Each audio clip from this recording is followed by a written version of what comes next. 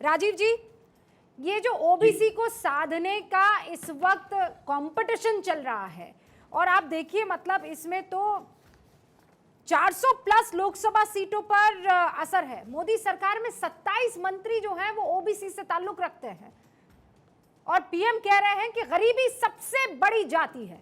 कौन साधेगा? देखिए, प्रधानमंत्री जी मौके के हिसाब से कभी खुद को अति पिछड़ा, कभी गरीबों का सबसे बड़ा हिमायती। वो अगर आप देखें तो पिछले 10 वर्षों जब केंद्र की राजनीति में काफी सक्रिय उनकी भूमिका जब उभर करके आई, हाँ। उनके बयान और उनका परिचय बदलता रहा। लेकिन मैं एक बात जरूर कहना चाहूँ, बिहार के मुख्यमंत्री नीतीश कुमार जी ने जब जातीय आधार पर गणना कराने की मांग की, जातीय जनगणना राज्यों में जाति आधारित गणना के नाम से कराई जाती है, हाँ। तो पहले उन्होंने केंद्र सरकार से मांग की, केंद्र सरकार ने इस मांग को ठुकरा दिया।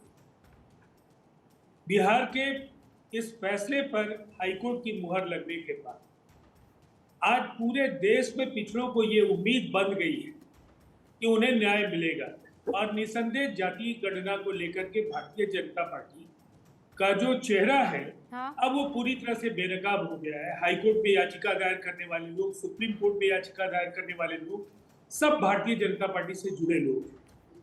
अब देखिए, अब सवाल ये कि उत्तर प्रदेश में कल्याण सिंह जी की स्मृति में जो कार्यक्रम है या उन्हें जो समर्पित कार्यक्रम है, कल्याण सिंह जी खुद भारतीय जनता पार्टी के पिछड़ा विरोधी नजरिए के खिलाफ किस कदर थे कि 2 बार भारतीय जनता पार्टी से उन्होंने रिश्ता तोड़ा और 2 बार फिर वहां की परिस्थितियों के हिसाब से उन्हें जुड़ना पड़ा। लेकिन जिनको ये गौरव हासिल है, उत्तर प्रदेश में भारतीय जनता पार्टी का एक विराट और व्यापक आधार बनाने में कल्याण सिंह जी की जो भूमिका थी, उसको बराबर भारतीय जनता पार्टी का जो गैर पिछड़ा नेतृत्व था वो कहीं ना कहीं पसंद नहीं करता था। और उस दौर में चाहे उमा भारती हो, चाहे वो विनय कटियार हो, जितने पिछड़ों के मुखर नेता थे, उन सबको भारतीय जनता पार्टी ने नकारा। अब इसकी पृष्ठभूमि क्या है, मैं केवल 30 सेकंड लूंगा, आप अपने पैनलिस्ट के पास चली जाइए। ठीक है। आरएसएस के नेतृत्व का शीर्ष क्रम आज तक ब्राह्मणी नेतृत्व है, एक बार ठाकुर प्रमुख लोग। कभी कोई पिछड़ा या दलित आरएसएस के शीर्ष पर नहीं पहुंचा है। भारतीय जनता पार्टी के मंत्री परिषद में आज जमीनी सच्चाई है तो मंत्री दिखेंगे, और कोई भी सरकार बनेगी वो पिछड़ों की जो नुमाइंदगी है उसको नकारने की स्थिति किसी की नहीं है। मैं सवर्ण हूं, लेकिन मैं मानता हूं कि पिछड़ों के साथ जो बेईमानी हुई है, जो दोहरे मानदंड अपनाए गए, उसकी भरपाई करना आज सिस्टम की जवाबदेही है। और भारतीय जनता पार्टी के नेता जो जन्म से सवर्ण है, उन्होंने खुद को पिछड़ा घोषित कराया बतौर मुख्यमंत्री के कार्यकाल में। मन में सवर्ण है, लेकिन मजबूरी है दलितों को और पिछड़ी जातियों को साधना। बड़ा आरोप लगा रहे हैं आपके ऊपर राजीव रंजन जी। शिवम त्यागी, जवाब दीजिए इसका। राजीव जी, आपके लिए इन 2010 the Manmohan Singh government did not take the concrete step towards conducted a caste census, citing logistical and operational difficulties. जिस व्यक्ति को आप अपनी सरकार में उप मुख्यमंत्री बनाए बैठे हुए हैं, उनके पिताजी उस समय कांग्रेस के साथ थे, तब आपको दलित पिछड़ा अति पिछड़ा याद नहीं आया? जब कांग्रेस कास्ट सेंसस का डेटा आउट करने के खिलाफ थी तब तो उनको याद नहीं आया? आज आपकी सत्ता, आपकी जो कुर्सी है ना, प्लीज अब बीच में राजीव जी प्लीज बीच में नहीं, मैं नहीं बोला ना, नहीं, मुझे समझ में नहीं आता कि जब आप बोल रहे थे, रुबिका जी ने बीच में बोलने की कोशिश की तो आपने रोक दिया।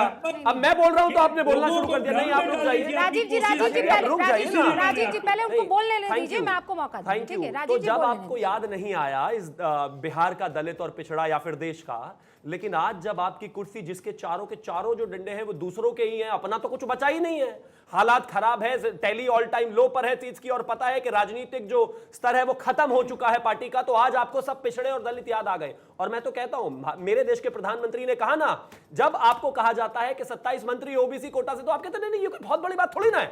जब आपसे कहा जाता है कि देश की राष्ट्रपति जो है आदिवासी समाज से, नहीं, ये कोई बहुत बड़ी बात थोड़ी ना है। जब कहा जाए कि उससे पहले भी दलित राष्ट्रपति थे, नहीं, ये कोई इतनी बड़ी बात थोड़ी ना है, फिर क्या बड़ी बात है? गरीबों को क्या उत्थान किया आपने बताइए ना। एक जाति है गरीब, और अगर इस बात को कहा जा रहा है कि वो कहीं पर भी है उसका उत्थान होना चाहिए, तो उसमें बुराई क्या है? और कोई भारतीय जनता पार्टी कहीं पर भी कोई एप्लीकेशन नहीं कर रही है कि आपकी कास्ट सेंसस रुके। और भारतीय जनता पार्टी बिहार का स्टेटमेंट आपने देखा, उन्होंने कहा कि हम इसके समर्थन में, लेकिन ये तो मुझे बात लगता सत्य है है कि जाति एक ही है, वो है गरीब, उनको बेहतर राजीव जी, करना है। दो और मेहमान हैं, आप इसका जवाब दो। उससे पहले अरुण राजभर हमारे साथ जुड़ चुके हैं, वरिष्ठ पत्रकार समीर जी यहाँ पर हमारे साथ बने हुए हैं। अरुण जी, मुझे लगता है आपसे बेहतर तो कोई नहीं होगा। आप तो हर दरवाजा खटखटा चुके हैं, हर कमरे में आप जा चुके हैं, हर पार्टी से और हर गठबंधन के साथ आपका साथ रहा है। सच्चाई बताइए, क्या आपको लगता है कि इस सरकार ने दलितों का, पिछड़ों का, बाकी जो पिछड़ी जातियां हैं उनका उत्थान किया है?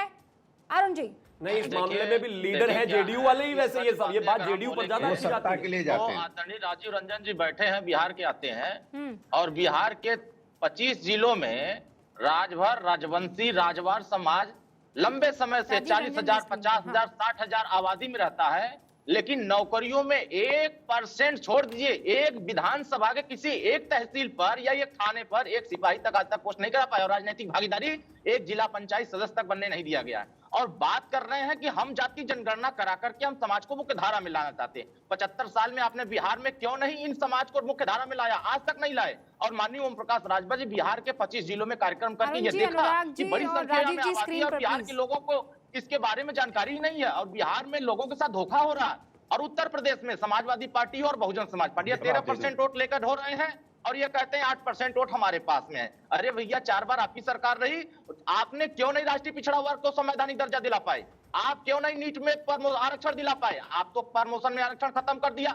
आपने ओबीसी का 27% में अकेले अपनी जाति को अकेले थाने पर सिपाही बनाने का काम किया, ब्लॉक पर तहसील पर अधिकारी बनाने का काम किया। फिर आपको राजभर चौहान मंत्री कब बन रहे हैं तो बता दो। पंक्ति बंजारा बहलिया, ये क्यों नहीं? अरे मंत्री बना रहे हैं कि नहीं, आपको ये बताओ। बात करते हैं, जब सत्ता पा लेते हैं तो सिर्फ अपनी जाति की बात करते हैं। मंत्री बना रहे हैं कि नहीं बना रहे, हमें चिंता उसकी है। तो यदुवंशी सम्मेलन करके ये कह रहे हैं कि भैया हम तो समाज के लिए। अनुराग भदौरिया पूछ रहे हैं आपको मंत्री बना रहे हैं कि नहीं बना रहे हैं? आपको सिर्फ सत्ता से मतलब है, पिछड़ों से मतलब नहीं है। हमारा मुख्य लड़ाई है कि सामाजिक न्याय मिलना चाहिए।